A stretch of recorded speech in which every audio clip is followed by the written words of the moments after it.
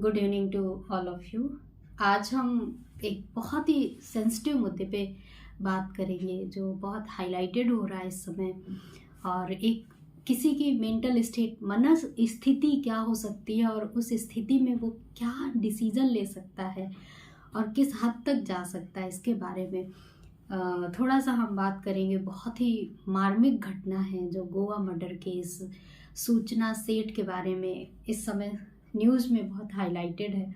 सभी लोग इससे परिचित होंगे, कहीं ना कहीं सब लोगों ने सुन रखा होगा कि एक माँ जो एक ममता की मूर्ति कही जाती है, जो अपने बच्चों के लिए सब कुछ कुर्बान कर देती है, अपने दुखों को साइड कर देती है और सिर्फ अपने बच्चे के बारे में सोचती है। अगर वही माँ अपने बच्चे की जान ले ले तो उसकी मना स्थिति को थोड़ा हम समझने की कोशिश करते हैं कि ऐसा एक माँ क्यों कर सकती है। जो एक ये मुझे लग रहा है कि ऐसी घटना है जो हर को अंदर से झकझोरती होगी। कभी किसी माँ से ये उम्मीद नहीं है कि अपने बच्चे की ही जान ले ले, और सिर्फ इस वजह से उस बच्चे की जान ले ले क्योंकि उसको कोर्ट के द्वारा जो आदेश दिया गया है कि उसको अपने फादर से मिलने के लिए दिया जाए। जो अभी सूचनाएं निकल के आ रही हैं बहुत सारे डिफरेंट माध्यम से, जिसमें सूचना सेठ का भी ये बयान है कि वो कह रही है कि वो कोर्ट के जजमेंट से वो खुश नहीं थी। जैसे पहले महिला जज ने ये निर्णय दिया कि वीडियो कॉल के माध्यम से बच्चे से बात करवाई जाए। फिर दूसरा जजमेंट आया कि उसको पब्लिक प्लेस में हफ्ते में 2 बार मिलने दिया जाए, जैसे कोर्ट परिसर में।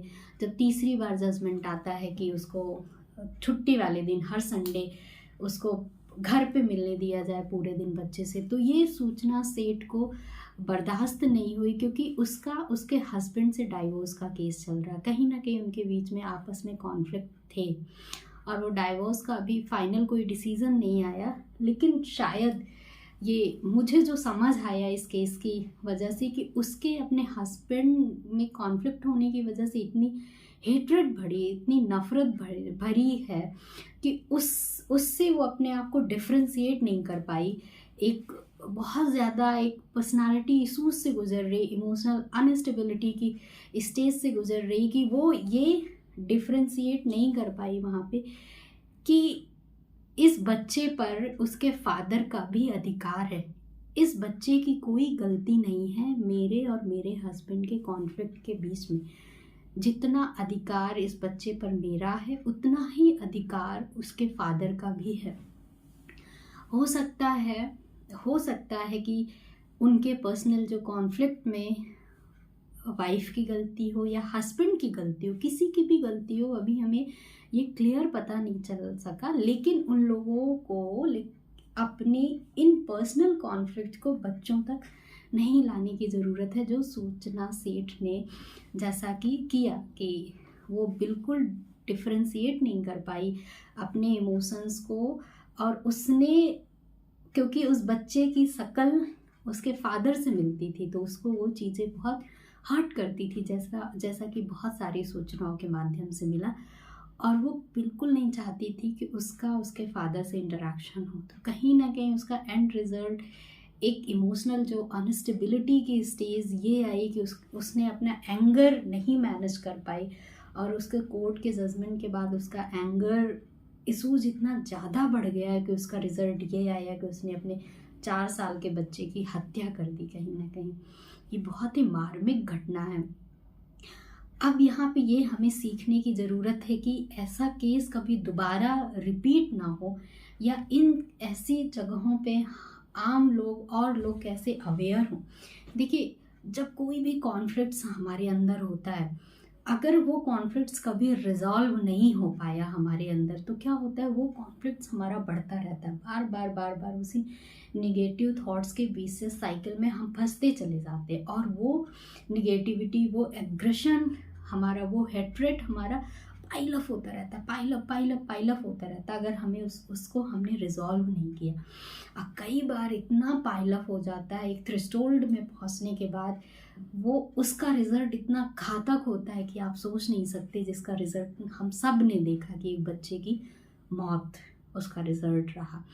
तो मैं एज ए साइकोलॉजिस्ट मैं ये कहना चाहती हूँ कि अपनी चीज़ों को कभी अपने अंदर, अपने कॉन्फ्लिक्ट्स को, अपनी परेशानियों को कभी पाइल अप ना करें। प्लीज़ आप प्रोफेशनल हेल्प लें, या कोई आपका फ्रेंड्स ऐसे हों या फैमिली मेम्बर्स ऐसे हों जो ट्रस्टेबल हों और आपको सही गाइड कर सके, सही राय दे सके, तो ज़रूर उन तक अपनी बातों को शेयर करें, ताकि आप अपने अंदर के कॉन्फ्लिक्ट्स को, अपने अंदर की कुंठाओं को, अपने अंदर के नेगेटिव थॉट्स को रिजॉल्व कर सके और उसकी एनर्जी को आप बाहर की ओर निकाल सके।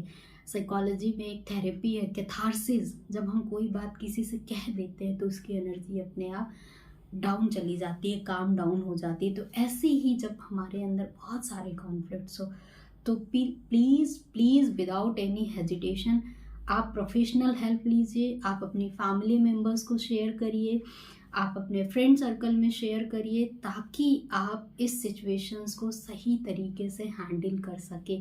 प्लीज़ अब ये हमें अवेयरनेस की ज़रूरत है। लोग नहीं, मेंटल हेल्थ को, ये एक मेंटल हेल्थ इशूज़ है कि वो उसका कॉन्फ्लिक्ट, उसका मेंटली इतनी डिस्टर्ब हो गई कि उसने एक बच्चे की हत्या कर दी, और उसको इस चीज़ का एहसास भी था, क्योंकि उसने उसकी हत्या के बाद जो अपनी नस काटी, उसको रिग्रेट भी था, उसको गिल्ट फीलिंग भी थी इस चीज़ की, उसे एहसास भी था। लेकिन अब तो वो चीज़ें हो गई, तो सही टाइम पे उसको मैनेज करना ज़रूरी है कि उसको टाइम मिले, उस एंगर इशूज़ को एंगर मैनेज कर पाती, एग्रेशन को वो मैनेज कर पाती, ताकि किसी की ज़िंदगी बचाई जा सकती। तो यहाँ पे कभी भी आपको कोई परेशान दिखे, कोई भी शांत दिखने लगे, कोई हर समय इरिटेटेड दिखे, तो आप उससे क्वेश्चन करिए, आप उससे पूछिए कि क्या कोई परेशानी है, और आप उसकी हेल्प के लिए आगे बढ़िए।